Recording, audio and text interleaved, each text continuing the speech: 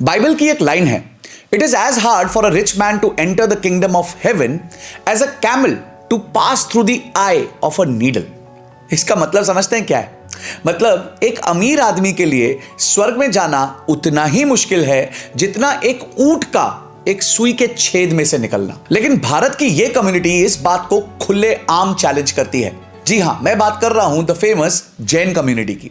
इनके पास अंधा पैसा है, लेकिन ये लोग पैसे के लिए अंधे नहीं हैं, ना ही ये पैसे के चक्कर में अपनी पीस को खोते हैं। भारत की टोटल पॉपुलेशन में जैन सिर्फ 0.4% है, यानी हर 1000 में से सिर्फ 4। लेकिन इनका इंपैक्ट देखिए, देश के हर बाजार में इनका नाम गूंजता है। मुंबई के जवेरी बाजार से लेकर सूरत के डायमंड मार्केट तक, अहमदाबाद के कपड़े के बाजार से लेकर इंदौर के प्रॉपर्टी के मार्केट्स तक, हर जगह एक चीज कॉमन है, जैन समाज के लोग ज्वेलरी, डायमंड, दवाई, फाइनेंस, प्रॉपर्टी, कपड़ा, ट्रेडिंग, हर जगह इनका एक मुश्त राज है। व्हाट्सएप फॉरवर्ड्स की माने तो जैन्स जो हैं भारत का 24% टैक्स भरते हैं।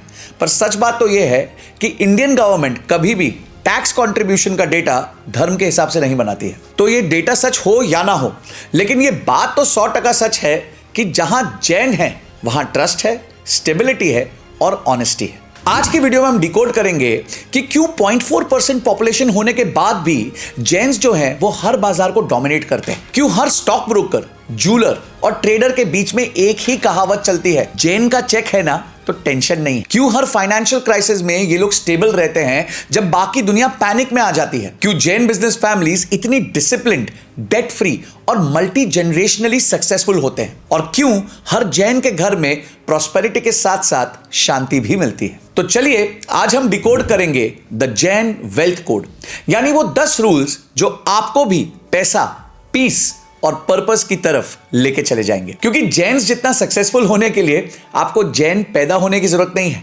सिर्फ जैन्स जैसा सोचने की जरूरत है। पर गाइस, आगे जाने से पहले आप में से सिर्फ 27% लोगों ने ही इस चैनल को सब्सक्राइब किया है, तो फटाफट सब्सक्राइब का बटन दबा दीजिए, घंटी दबा दीजिए ताकि ऐसी वीडियोस आपसे मिस ना हो।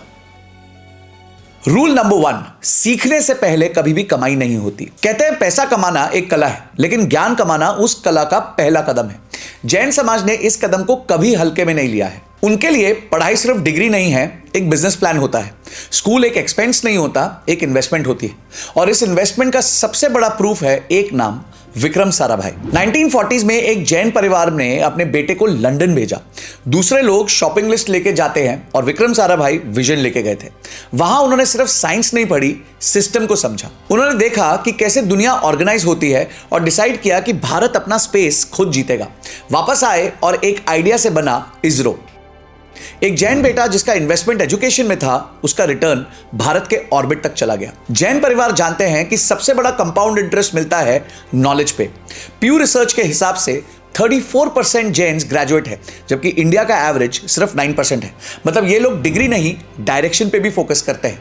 तो जैन वेल्थ कोड का सबसे पहला रूल बड़ा सिंपल है, सीखने से पहले कमाओ मत, पहले दिमाग में पैसा डालो, तभी वॉलेट में पैसा दिखेगा।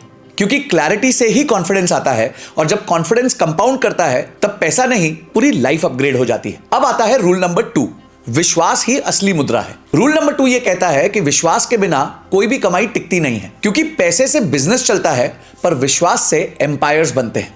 जैन्स जानते हैं कि दुनिया का सबसे महंगा एसेट ना सोना है, ना जमीन है, बल्कि एक ईमानदार नाम है। 1996 का मुंबई इमेजिन कीजिए। एक छोटा सा ऑफिस, 1 लाख रुपए का कैपिटल और एक यंग जैन लड़का जिसका चेहरा ही उसका कोलैटरल था। नाम है रसेश शाह। उन्होंने शुरू किया इडलवाइस। पैसे से ज्यादा उन्होंने लोगों का भरोसा कमाया। जब लोग कहते थे डॉक्यूमेंट दिखाओ, वो कहते थे मुझ पर भरोसा रखिए। और वही भरोसा एक दिन 80,000 करोड़ के एम्पायर में बदल गया। जब उनसे पूछा गया कि उनका सीक्रेट क्या था, उन्होंने कहा फाइनेंस में सबसे बड़ा कैपिटल होता है क्रेडिबिलिटी। आज भी अगर आप मुंबई, सूरत या अहमदाबाद के पुराने ट्रेडिंग मार्केट्स में जाओगे तो लोग बोलते हैं चेक अगर जैन का है तो टेंशन नहीं है। ये लाइन सिर्फ कहावत नहीं है, ये एक लेगेसी है। जैन समाज ने दुनिया को दिखाया कि पैसा बनाना मुश्किल नहीं होता, लेकिन विश्वास बनाए रखना सबसे बड़ी कला है। जैन धर्म के 2 मूल मंत्र हैं, सत्य और अपारिग्रह। सत्य यानी हमेशा सच पर टिकना, और अपारिग्रह यानी लालच से दूर रहना। जब बिजनेस में ट्रूथ और बैलेंस आ जाए तो किसी गारंटी की जरूरत नहीं पड़ती। एक जैन व्यापारी का हां ही उसकी सबसे बड़ी बिजनेस की गारंटी है। और इसी तरह आज के डिजिटल जमाने में भी बिजनेस वही सफल होता है जहां ट्रस्ट और ट्रांसपेरेंसी दोनों पैरेलल चले। इसी प्रिंसिपल पर बना है ओडू, एक all in one business management software जो हर एंटरप्रेन्योर के लिए मॉडर्न लेजर का काम करता है। ओडू आज के जमाने का डिजिटल पार्टनर है, जहां एक ही प्लेटफॉर्म पर आप अपना accounting, invoicing, inventory, HR, CRM, project management और इवन वेबसाइट क्रिएशन तक मैनेज कर सकते हैं। ओडू का अकाउंटिंग ऐप स्पेशली उन लोगों के लिए बना है जो अपना हिसाब मैनुअल लेजर जैसे साफ और स्ट्रक्चर्ड रखना चाहते हैं। बस फर्क इतना है कि अब कागजों की जरूरत नहीं होगी, क्लाउड की होगी। अब कुछ क्लिक्स में प्रोफेशनल इनवॉइसेस बन सकते हैं, पेमेंट्स ट्रैक कर सकते हैं और लेट पेमेंट्स को सिस्टम के थ्रू ऑटोमेटिक रिमाइंडर्स भी भेज सकते हैं। ओडू के इंट्यूटिव डैशबोर्ड्स और फाइनेंशियल रिपोर्ट्स आपको बिजनेस का बर्ड्स आई व्यू देते हैं। आप एक नजर में देख सकते हैं कि किस क्लाइंट से पेमेंट पेंडिंग है, कौन सा प्रोडक्ट इस टाइम पे प्रॉफिटेबल है और कहां से कैश फ्लो स्ट्रॉन्ग आ रहा है। सिस्टम हर फिगर को लाइव अपडेट करता है ताकि आपके डिसीजंस गेसिंग पर नहीं, डेटा पर बेस्ड हो। ओडू का मकसद सिंपल है, चाहे आप एक स्टार्टअप हो या एक लेगेसी बिजनेस हो, यह प्लेटफॉर्म आपके सारे काम सिंप्लीफाई करता है। ऑटोमेशन से आपका वक्त बचता है, क्लैरिटी से आपका डिसीजन इंप्रूव होता है और ट्रांसपेरेंसी से ट्रस्ट बिल्ड होता है। कुल मिलाकर जैन ट्रेडर का लेजर और ओडू का डैशबोर्ड दोनों एक ही प्रिंसिपल पर बेस्ड है। Trust and transparency is the biggest asset of any business. और अगर आप चाहते हैं कि यह प्रोसेस आपके बिजनेस में भी बना रहे तो आज के डिजिटल दौर में एक परफेक्ट पार्टनर ओडू अकाउंटिंग है। इसका पहला ऐप एब्सोल्युटली फ्री है। आप डिस्क्रिप्शन में जाकर लिंक क्लिक करके इस ऐप को डाउनलोड कर सकते हैं।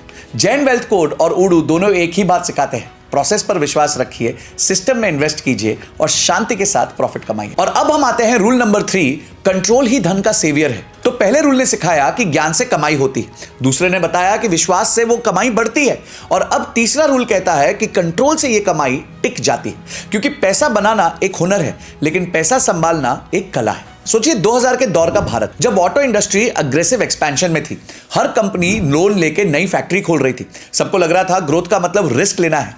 लोग कहते थे बजाज रिस्क नहीं ले रहा है, पीछे रह जाएगा। पर बजाज फैमिली जानती थी कि वेल्थ का असली टेस्ट प्रॉफिट नहीं, पेशेंस होता है। फिर आया 2008 का ग्लोबल रिसेशन, जहां बाकी कंपनीज कर्ज में डूब गई, बजाज के पास कैश रिजर्व था और वही पेशेंस उनका प्रॉफिट बन गया। और यही है जैन मारवाड़ी रूट्स का मैजिक, जहां long term planning short term greed से ज्यादा पावरफुल हो जाती है। कंट्रोल का मतलब सिर्फ पैसा बचाना नहीं होता, अपनी इच्छाओं को डिसिप्लिन करना होता है। ये लोग खर्चे को ऐसे ट्रीट करते हैं जैसे कोई योगी अपने मन को। नई गाड़ी, वेकेशन, फ्लैशी लाइफस्टाइल सब तब तक रुक जाता है जब तक इन्वेस्टमेंट सिक्योर ना हो जाए। हर जैन के घर एक ही रूल होता है, जितना जरूरी है उतना ही खर्च करो और जितना बचे उसे बढ़ाते रहो। ये मिनिमलिस्ट थिंकिंग ही उनके लॉन्ग टर्म स्टेबिलिटी का रीजन है। जब कंट्रोल होता है तो कॉन्फिडेंस आता है और जब कॉन्फिडेंस होता है तो कंसिस्टेंसी अपने आप आ जाती है। और अब हम आते हैं रूल नंबर 4, सेहत ही सबसे बड़ा छुपा हुआ धन है। रूल नंबर 3 ने हमें सिखाया कि पैसा तभी टिकता है जब आप उसे कंट्रोल करते हैं, लेकिन रूल नंबर 4 बताता है कि पैसा तभी बढ़ता है जब शरीर और मन दोनों मजबूत हो। क्योंकि अगर बॉडी डाउन हो जाए तो बैंक बैलेंस भी डाउन हो जाता है। देखिए, भारत के सबसे बड़े जैन बिजनेसमैन में से एक नाम है गौतम अडानी। दुनिया भर के प्रोजेक्ट्स, $बिलियन डील्स, पर आदतें अब भी वही सिंपल, सुबह जल्दी उठना, रोज वॉक करना और शुद्ध शाकाहारी भोजन खाना। क्राइसिस के दिन भी उन्होंने अपना रूटीन कभी नहीं तोड़ा, क्योंकि उन्हें पता है स्टॉक मार्केट से पहले अपनी बॉडी की मार्केट को स्टेबल रखना जरूरी है। जैन लाइफस्टाइल एक सीधे प्रिंसिपल पर चलता है, शरीर भी एसेट है और मन भी एसेट है। पीयू के सर्वे के हिसाब से 92% जैन्स शुद्ध शाकाहारी होते हैं और 67% रूट वेजिटेबल्स तक अवॉइड करते हैं। मतलब ये लोग सिर्फ हेल्दी नहीं है, ये लोग माइंडफुल भी है। सोचकर देखिए, आज दुनिया डिटॉक्स ड्रिंक्स पर पैसा उड़ा रही है। जैन समाज सदियों से डिटॉक्स लिविंग कर रहा है, ना अल्कोहल, ना स्मोकिंग, ना स्ट्रेस। इनके लिए फास्ट का मतलब ये नहीं है कि आज हम खाना नहीं खाएंगे। इनके लिए फास्ट है गुस्सा और नेगेटिव इमोशंस को छोड़ देना। जब मन शांत होता है ना तो फैसले सही हो जाते हैं और जब फैसले सही होते हैं तो रिटर्न्स और भी बड़े हो जाते हैं। अब हम आते हैं रूल नंबर 5 पे। पहले नेटवर्क बनाओ और फिर नेटवर्थ। रूल नंबर 4 ने हमें सिखा दिया कि सेहत सबसे बड़ा धन है, लेकिन रूल नंबर 5 बताता है कि असली कंपाउंडिंग तब होती है जब एक इंसान अकेला नहीं, अपनी कम्युनिटी के साथ बढ़ता है। जैन समाज के लोग जानते हैं पैसा सिर्फ दिमाग से नहीं, लोगों के साथ मिलकर बनता है। उनके लिए नेटवर्क कोई लग्जरी नहीं है, एक नेसेसिटी है। मुंबई के ओपेरा हाउस में एक दिन एक अनोखी मीटिंग हुई। सैकड़ों जैन व्यापारी एक ही एजेंडे के लिए इकट्ठे हुए, एक दूसरे के ग्रोथ में इन्वेस्ट करने के लिए। और इसी मीटिंग से पैदा हुआ जीतो, यानी कि जैन इंटरनेशनल ट्रेड ऑर्गेनाइजेशन। आज जीतो के 67 चैप्टर्स हैं और 43,000 से ज्यादा मेंबर्स हैं पूरे दुनिया में। एक जैन मैन्युफैक्चरर ने अपने प्रॉफिट का 10% एक नए जैन स्टार्टअप में इन्वेस्ट कर दिया। लोगों ने कहा यह तो रिस्की है, पर 2 साल बाद दोनों प्रॉफिट में थे।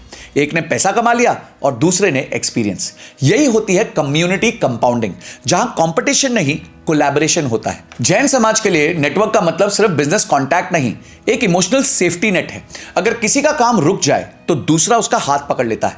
अगर किसी का प्रोजेक्ट फेल हो जाए तो पूरी कम्युनिटी मिलकर उसे खड़ा कर देती है। ये लोग समझते हैं कि एक इंसान एक डील जीत सकता है, पर एक कम्युनिटी पूरी दुनिया को जीत सकती है। आज के दौर में जब लोग लिंक्डइन पर कनेक्शन भेजने में बिजी हैं, जैन्स रियल लाइफ में कनेक्शंस बनाते हैं। नेटवर्किंग ना उनके डिनर टेबल तक पहुंचती है, जहां बिजनेस भी परिवार बन जाता है। और जैन वेल्थ कोड का रूल नंबर 5 सिंपल है। अगर आपके पास 5 ग्रोथ माइंडसेट के लोग हैं आसपास, तो आपकी इनकम ब्रैकेट भी बदल जाएगी। नेटवर्क ही आपका मिरर होता है। जितने सक्सेसफुल लोगों के साथ आप बैठेंगे, उतना ही आपका सक्सेसफुल बनने के चांसेस ज्यादा है।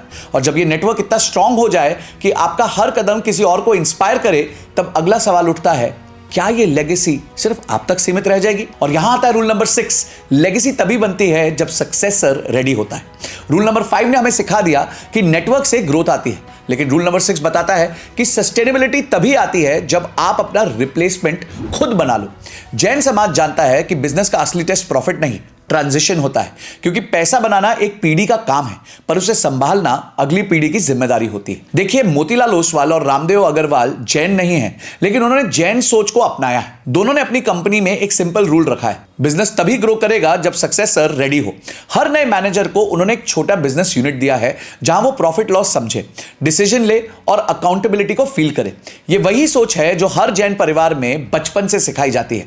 एक टिपिकल जैन परिवार में बच्चा 14 साल की उम्र से अकाउंटिंग सीख लेता है, 18 साल में इन्वेंट्री संभालता है और 22 साल तक होते होते तो एक ब्रांच का मैनेजर बन जाता है। उनके लिए ये चीज प्रेशर नहीं है, ये उनके लिए परंपरा है। उन्हें सिखाया जाता है कि बिजनेस सिर्फ पैसा कमाने का जरिया नहीं है, जिम्मेदारी निभाने का भी जरिया है। मोतीलाल ओसवाल ने एक बार कहा था, वेल्थ तभी परमानेंट होती है जब सिस्टम इंसान से बड़े हो। यही मंत्रा जैन सोच का सबसे बड़ा बेस है। वो सिस्टम्स बनाते हैं, लोगों पर नहीं टिकते। इसलिए अगर एक जनरेशन रिटायर भी हो जाए तो बिजनेस कभी भी कोलैप्स नहीं करता, क्योंकि उनका फाउंडेशन ईगो पर नहीं, डिसिप्लिन और डेटा पर टिका होता है। जैन वेल्थ कोड का रूल नंबर 6 कहता है, पैसिव इनकम तभी रियल बनती है जब बिजनेस आपके बिना चल सके। वेल्थ तभी परमानेंट होती है जब आपका सिस्टम आपसे ज्यादा इंटेलिजेंट हो। और जब एक बार सक्सेसर रेडी हो जाता है और सिस्टम स्ट्रांग हो जाता है, तो मन में अब प्रश्न ये नहीं बैठता कि मैं कितना कमा रहा हूं। अगला प्रश्न ये बैठता है कि मैं कितना बांट रहा हूं। और यही अगला रूल आता है, रूल नंबर 7, देने वाला ही असली धनवान होता है। रूल नंबर 6 ने सिखाया कि लेगेसी तभी बनती है जब सक्सेसर रेडी हो, लेकिन रूल नंबर 7 बताता है कि असली लेगेसी तब बनती है जब आप कुछ वापस देने लगते हो।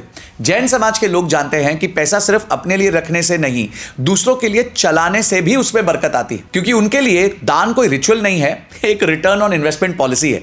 सोचिए, भारत में लगभग 16,000 गौशाला है और उनमें से 12,000 जैन समाज चलाता है। सूरत के बागचंद कंकरिया ग्रुप हर साल अपने प्रॉफिट का एक हिस्सा एजुकेशन, हेल्थ और एनिमल वेलफेयर में लगाते हैं। पालिताना के जैन मंदिरों में हर दिन हजारों वॉलंटियर्स गरीबों को मुफ्त खाना देते हैं। ये सब पब्लिसिटी के लिए नहीं होता है, ये होता है प्योरिटी के लिए। जैन फिलॉसफी कहती है कि पैसा तभी शुद्ध होता है जब उसमें से कुछ हिस्सा समाज के काम आए। ये लोग जानते हैं कि दान से पैसा कम नहीं होता, पर हमेशा बढ़ता है, क्योंकि गिविंग से ग्रैटिट्यूड आता है और ग्रैटिट्यूड से ग्रोथ आती है। बागचंद कंकरिया ग्रुप ने एक बार कहा था, मैं पैसे का मालिक नहीं हूं, सिर्फ उसका ट्रस्टी हूं। ये लाइन जैन सोच का एक्चुअल सार है। उनके लिए पैसा ओनरशिप नहीं, रिस्पॉन्सिबिलिटी है। और जब इंसान पैसा अपने ईगो से नहीं, सेवा से हैंडल करता है, तो पैसे के साथ साथ पैसा तो आता ही है, पर रिस्पेक्ट भी आती है। जैन वेल्थ कोड का रूल नंबर 7 कहता है कि giving creates visibility, visibility builds reputation and reputation attract करती है अपॉर्चुनिटी। मतलब जितना आप दोगे, दुनिया आपको देखेगी। आप छोटे से शुरू करो, अपनी पैसिव इनकम का एक छोटा सा परसेंटेज डोनेट जरूर करो। यह चीज आपको स्कार्सिटी माइंडसेट से अबंडेंस माइंडसेट तक लेके जाएगी। अगला रूल बताता है कि हर सक्सेसफुल इन्वेस्टर के पास एक सीक्रेट वेपन होता है, हर प्रॉब्लम का कई नजरियों से सॉल्यूशन देखना। और यह है रूल नंबर 8, हर एंगल से सोचना ही असली इन्वेस्टमेंट है। रूल नंबर 7 ने सिखाया कि पैसा तभी पवित्र बनता है जब वो समाज के काम आ जाए, लेकिन रूल नंबर 8 बताता है कि पैसा तभी बढ़ता है जब सोच एक्सपैंड होती है। जैन फिलॉसफी का एक सबसे गहरा कॉन्सेप्ट है अनेक अंतवाद, यानी हर चीज को कई नजरिए से देखना। यह सिर्फ एक धार्मिक विचार नहीं है बल्कि एक बिजनेस माइंडसेट है। महाराष्ट्र के जलगांव जिले में एक नाम था भंवरलाल जैन। फार्मिंग परिवार से थे लेकिन सोच ग्लोबल थी। उन्होंने देखा कि किसानों का सबसे बड़ा दर्द था पानी की कमी। जब सब लोग कंप्लेन कर रहे थे तब उन्होंने सोचा उसका सलूशन। इसी सोच से जन्म हुआ जैन इरिगेशन का। उन्होंने ड्रिप इरिगेशन सिस्टम बनाया जिससे पानी भी बचा और लाखों किसानों की इनकम डबल हो गई। यही होता है अनेक अंतवाद का प्रैक्टिकल वर्जन। जब दुनिया सिर्फ प्रॉब्लम देखती है, विजनरी वहां पे अपॉर्चुनिटी देखते हैं। जब लोग कहते हैं यहां कुछ नहीं हो सकता, जैन समाज सोचता है बस एक एंगल चेंज करने की जरूरत है। एग्जिस्टिंग एंगल गलत है। भंवरलाल जैन के लिए ये क्राइसिस डिस्काउंट था। हर गिरती मार्केट एक लर्निंग थी। जैन समाज के लोग कभी एक ही पर्सपेक्टिव पर अटक कर फैसला नहीं करते। वो हर सिचुएशन को 360 डिग्री से देखते हैं, बिजनेस में भी और जिंदगी में भी। इसी वजह से उनके वेंचर्स हमेशा सस्टेनेबल और सक्सेसफुल दोनों रहते हैं। अगर एक प्रोडक्ट फेल हो जाए तो उनके पास प्लान भी रेडी होता है। अगर मार्केट गिर जाए तो उनका पेशेंस उन्हें लिफ्ट कर देता है। हर इन्वेस्टर के लिए ये एक रूल रिमाइंडर है कि मार्केट का हर डिप एक डिस्काउंट होता है। बस उसे देखने के लिए क्लैरिटी चाहिए। जब इमोशन हट जाता है और विजन बचा रहता है तब हर लॉस एक लेसन बन जाता है। जैन वेल्थ कोड का रूल नंबर 8 कहता है कि हर प्रॉब्लम में एक हिडन प्रॉफिट है, बस आपका नजर जो है उसको बदलना होगा। जो हर एंगल से सोच सकता है वही हर एंगल से जीत भी सकता है। और जब सोच इतनी बैलेंस्ड हो जाए कि इमोशन भी कंट्रोल में आ जाए और विजन भी क्लियर हो जाए तो एक और रूल उभर कर आता है। रूल नंबर 9, शांत मन कंपाउंडिंग वेल्थ। रूल नंबर 8 ने सिखाया कि सोच जितनी गहरी होती है डिसीजंस उतने सही हो जाते हैं। लेकिन रूल नंबर 9 बताता है कि डिसीजंस तभी पावरफुल बनते हैं जब मन शांत होता है। क्योंकि पैसा अक्सर उन लोगों के पास नहीं जाता जो सबसे ज्यादा बोलते हैं, बल्कि उनके पास जाता है जो अंदर से बैलेंस में होते हैं। जैन समाज के लिए शांति कोई वीकनेस नहीं है, उनका सीक्रेट वेपन है। यही शांति आपको सबसे ज्यादा दिखाई देगी भारत के एक सबसे सक्सेसफुल इन्वेस्टर में, जिनको मैं भी पर्सनली बहुत फॉलो करता हूं, राधा किशन धमानी जी में। वो जैन धर्म से प्रेरित है पर उनकी सिंप्लिसिटी और साइलेंस उन्हें अलग लेवल पे लेके जाती है। ना कोई मीडिया का इंटरव्यू, ना कोई शो ऑफ, ना कोई हाइप, और फिर भी उन्होंने डीमार्ट जैसी मल्टी-बिलियन डॉलर कंपनी खड़ी कर दी एक ही फॉर्मूला पर, पेशेंस इज प्रॉफिट। धमानी जी ने दिखाया कि स्टॉक मार्केट में सबसे तेज लोग नहीं, सबसे शांत लोग ही जीतते हैं। जब सब पैनिक में बेच रहे थे वो ऑब्जर्व कर रहे थे। जब सब ग्रीड में खरीद रहे होते हैं वो वेट कर रहे होते हैं मार्केट के गिरने का। उन्होंने एक बार कहा था, silence teaches you what noise hides. ये लाइन उनके इन्वेस्टमेंट फिलॉसफी का फाउंडेशन है। जैन समाज के लोग भी इसी प्रिंसिपल पर जीते हैं। ये लोग अपने मन को इस तरह कंट्रोल करते हैं जैसे योगी अपने सांस को कंट्रोल करता है। जब दुनिया फियर और ग्रीड के बीच में उलझती रहती है, ये लोग डिटैचमेंट और डिसिप्लिन के साथ डिसीजन लेते हैं। इसलिए उनके इन्वेस्टमेंट्स सिर्फ प्रॉफिटेबल नहीं, पीसफुल भी होते हैं। हर इन्वेस्टर के लिए रूल नंबर 9 एक याद दिलाने वाला मंत्र है। हर महीने एक नो डिसीजन डे रख लो। उस दिन सिर्फ ऑब्जर्व करो, कोई ट्रेड मत करो, कोई इन्वेस्टमेंट मत करो, क्योंकि जब आपके अंदर क्लैरिटी होती है तो मार्केट का नॉइज अपने आप म्यूट हो जाता है। जैन वेल्थ कोड का रूल नंबर 9 कहता है कि calmness creates better compounding than cleverness. जब मन शांत होता है तो रिस्क भी कैलकुलेशन बन जाता है और प्रॉफिट ग्रैटिट्यूड।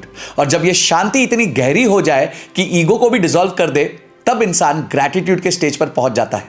और वही होता है फाइनल रूल, जहां वेल्थ सिर्फ पैसा नहीं, एक इमोशन बन जाता है। रूल नंबर 10, ग्रैटिट्यूड सबसे फास्ट कंपाउंडिंग करता है।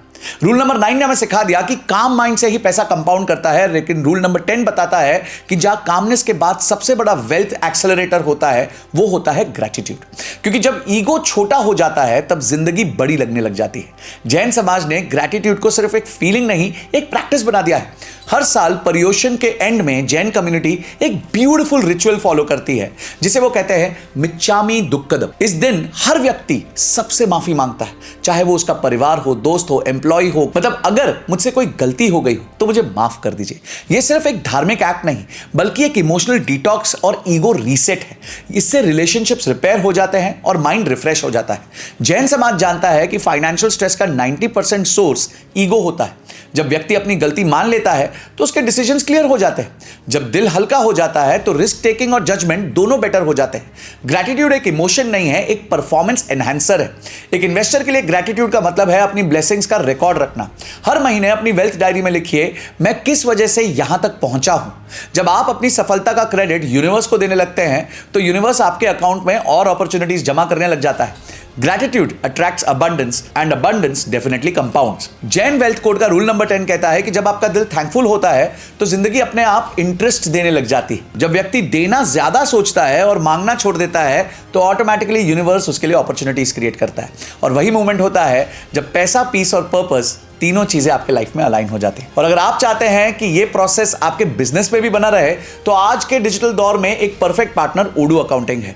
इसका पहला ऐप एब्सोल्युटली फ्री है। आप डिस्क्रिप्शन में जाके लिंक क्लिक करके इस ऐप को डाउनलोड कर सकते हैं। जैन वेल्थ कोड और ओडू दोनों एक ही बात सिखाते हैं, प्रोसेस पर विश्वास रखिए, सिस्टम में इन्वेस्ट कीजिए और शांति के साथ प्रॉफिट कमाइए। अगर वीडियो पसंद आई है तो लाइक जरूर करना, अपने दोस्तों के साथ जरूर शेयर करना, चाहे वो जैन हो या ना हो। जैन होने की जरूरत नहीं, जैन जैसा सोचने की जरूरत है।